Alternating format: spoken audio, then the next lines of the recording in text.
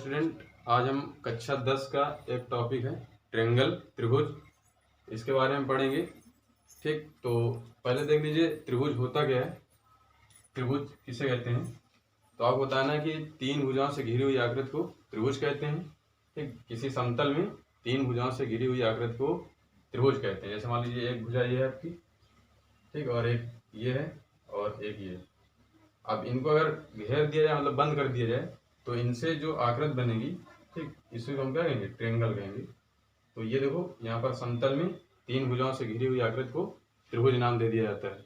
या इसकी दूसरी परिभाषा भी है कि आप समतल में कोई भी अगर तीन बिंदु हैं, तीन बिंदु अगर संरेख नहीं है, अर्थात एक ही रेखा पर नहीं है, तो उनको मिलाने से जो आकृति बनती है वो कहलाती है त्रिभुज। अब दो त्रिभुज में तीन भुजाएं होती हैं और तीन शीर्ष होते हैं। शीर्ष का अगर नाम दिए जाए ए बी सी, ये तीन शीर्ष हो जाएंगे, और ए बी बी सी और सी ए तीन भुजा हो जाएंगी। ठीक, और इसमें तीन कोण भी होते हैं, एक बी सी, कोण ए, कोण बी और कोण सी, तीन कोण होते हैं। हम यहाँ समरूपता और सर्वांग समता की बात करेंगे, जो मेन आपको यहाँ पर पढ़ना है। ठीक, तो देख लीजिए समरूपता क्या होता है, तो इसको हम सफा कर रहे हैं। सर्वांग समता और समरूपता, इनके बारे में हमको पढ़ना है कक्षा 10 में, ट्रायंगल के बारे में। तो देखो सर्वांग समता आप 9 में पढ़ चुके होंगे एक बार। इसका देखो, इसमें सर्वांग समता क्या होती है।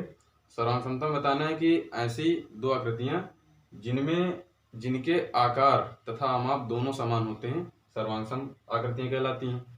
और समरूपता में क्या बताना है, समरूपता में बताना है कि ऐसी दो आकृतियां जिनमें आकार तो समान होते हैं परंतु आमाप समान नहीं होते हैं, मतलब उनके जो माप होते हैं वो समान नहीं होते हैं। जैसे मान लीजिए कि हमने इसमें बताया कि इनमें आकार और आमाप दोनों समान होते हैं। इनका आकार भी समान होता है और आमाप भी समान होता है।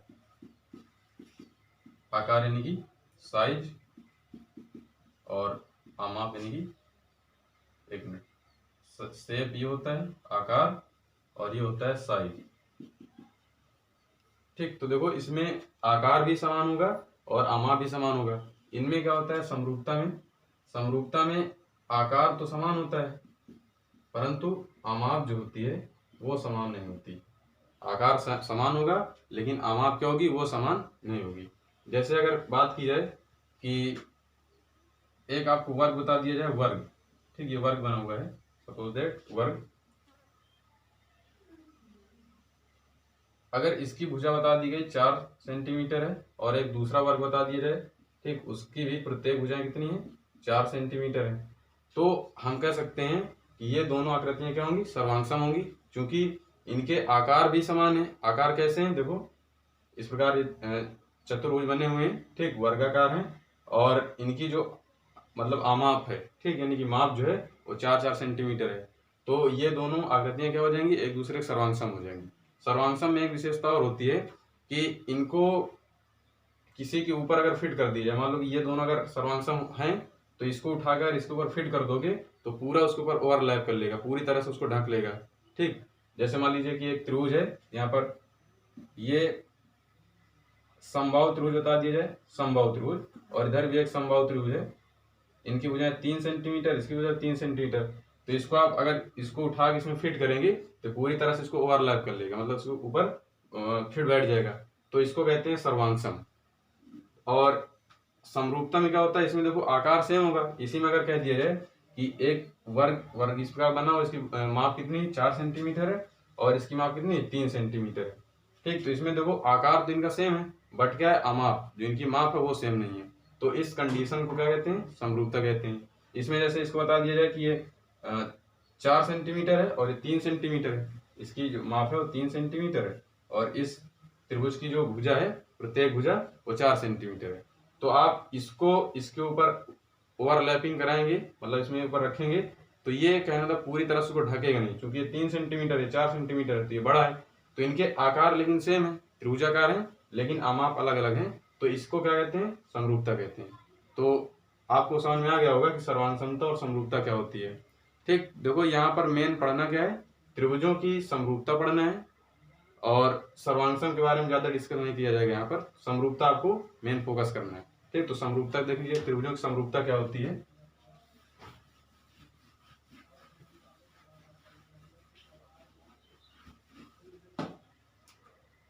त्रिभुजों की समरूपता, त्रिभुजों की समरूपता, सिमिलरिटी ऑफ ट्रायंगल। देखिए इसमें आपको बताना है कि कोई भी दो त्रिभुज समरूप होते हैं यदि, पहली कंडीशन क्या है, पहली कंडीशन है यदि उनके संगत कोण बराबर हो। ठीक, पहली कंडीशन क्या है, यदि उनके संगत कोण बराबर हो, उनके संगत कोण बराबर हो, बराबर हो। और दूसरी कंडीशन क्या होनी चाहिए, जो उनकी संगत भुजाएं होती हैं उनका अनुपात समान होना चाहिए, अर्थात समानुपाती होनी चाहिए। ठीक, संगत भुजाएं, संगत भुजाएं समानुपाती हों। ठीक, ये दो कंडीशन फॉलो करनी चाहिए। कोई भी त्रिभुज है अगर उसको समरूप होंगे, कब समरूप होंगे, यदि उनके संगत कोण बराबर हो और दूसरी बात क्या है कि संगत भुजाएं समानुपाती हों। जैसे फिगर के माध्यम से देखिए, एक ये फिगर हमने बना दिया, एक त्रिभुज ये है और दूसरा त्रिभुज ये इधर बना दिया हमने।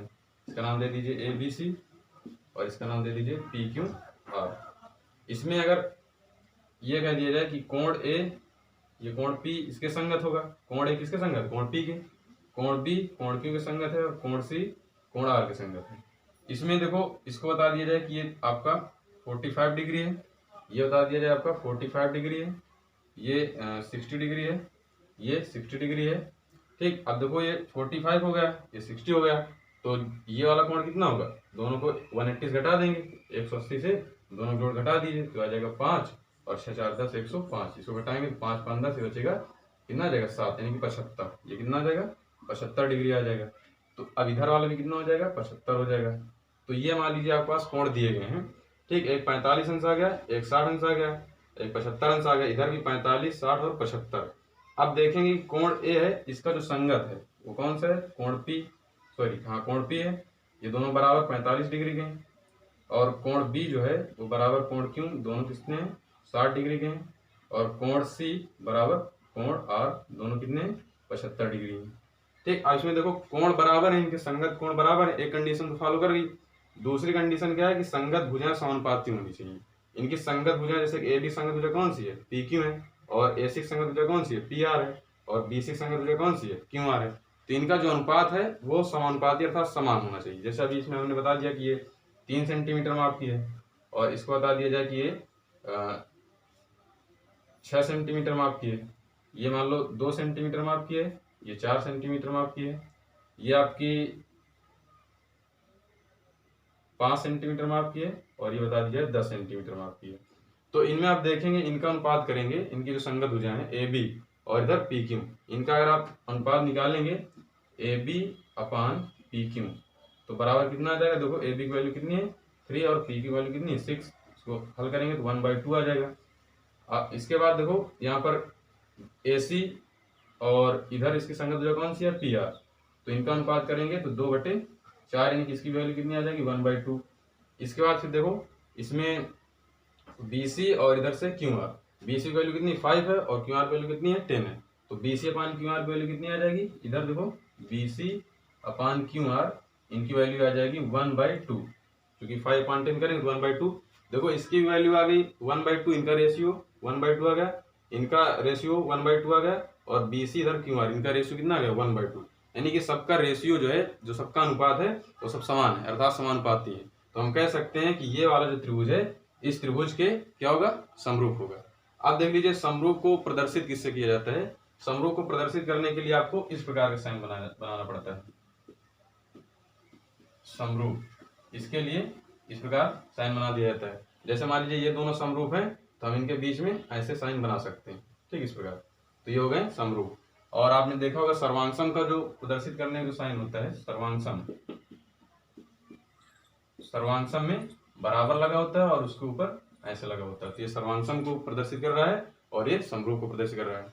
ठीक, इसी प्रकार देखो और भी अगर कोई आकृतियां हैं, या नहीं कह रहे हैं त्रिभुज, ये और भी कोई आकृतियां हो सकती हैं, जैसे कि चतुर्भुज हो सकता है, पंचभुज हो सकता है, मतलब कोई बहुभुज हो सकता है, कहने मतलब बहुभुज में भी यही कंडीशन आपको लगानी। जैसे आपको बताया जाए कि एक सम पंचभुज है, तो मान लीजिए दो सम पंचभुज हैं, तो वो समरूप कब होंगे, जब उनके संगत कोण बराबर हो और संगत भुजाएं समानुपाती हो।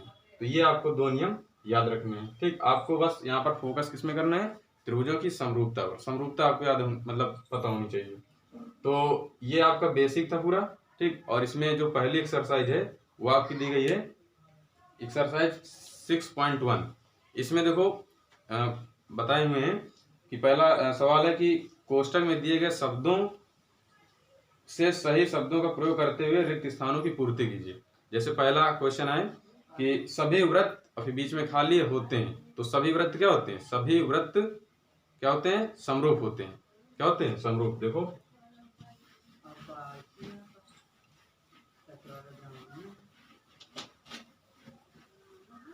सभी व्रत समरूप होते हैं। ठीक, समरूप होते हैं।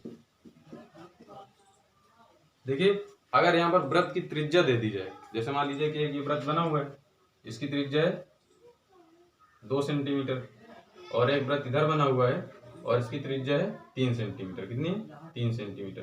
तो देखो त्रिज्याएं अलग अलग होनी चाहिए, मतलब इनका अमाप जो है वो अलग अलग हो गया, लेकिन आकार जो है वृत्ताकार है, आकार दोनों सेम है। तो ये सभी वृत्त क्या होते हैं, समरूप होते हैं। बस क्या कंडीशन होनी चाहिए कि इनके अमाप अलग अलग होनी चाहिए, अर्थात त्रिज्या अलग अलग होनी चाहिए। इस प्रकार दूसरा क्वेश्चन है कि सभी वर्ग क्या होते हैं। तो सभी वर्ग आप देखेंगे, ठीक, इसमें देखो सभी वर्ग क्या होते हैं, ये सभी वर्ग भी आपके समरूप होते हैं। ठीक, देखो सभी वर्ग क्या होते हैं, समरूप होते हैं। और इसके बाद देखो तीसरा जो है वो लिखा हुआ कि सभी त्रिभुज, तो इसमें आप देखेंगे कि सभी सभी समबाहु त्रिभुज समरूप होते हैं। क्या बताना है कि सभी समबाहु त्रिभुज समरूप होते हैं, समरूप होते हैं। ठीक, देखो सभी समबाहु त्रिभुज क्या होंगे, समरूप होंगे, क्योंकि उनकी सभी भुजाएं सेम होंगी और मतलब आकार सेम होगा, लेकिन अमाप अलग अलग हो सकती है। अब देखेंगे यहाँ पर कि समरूप और सर्वांग समता में एक मेन डिफरेंस आपको याद रखना है कि सभी सर्वांगसम आकृतियां जो होती हैं, ठीक, सभी सर्वांगसम आकृतियां समरूप हो सकती हैं, परंतु सभी समरूप आकृतियां सर्वांगसम हो ऐसा आवश्यक नहीं है। ये आपको डिफरेंस याद रखना है। तो बेसिक चीजें इतनी हैं, आप इतना याद रखेंगे। और इसके बाद फिर आगे हम चैप्टर 6.2 पढ़ाएंगे, जिसमें थेल्स की प्रमेय होगी और थेल्स की प्रमेय का व्युत्क्रम होगा। इनको पूरा एक्सप्लेन से बताया जाएगा यहाँ पर। ठीक, बस इतना ही है। धन्यवाद।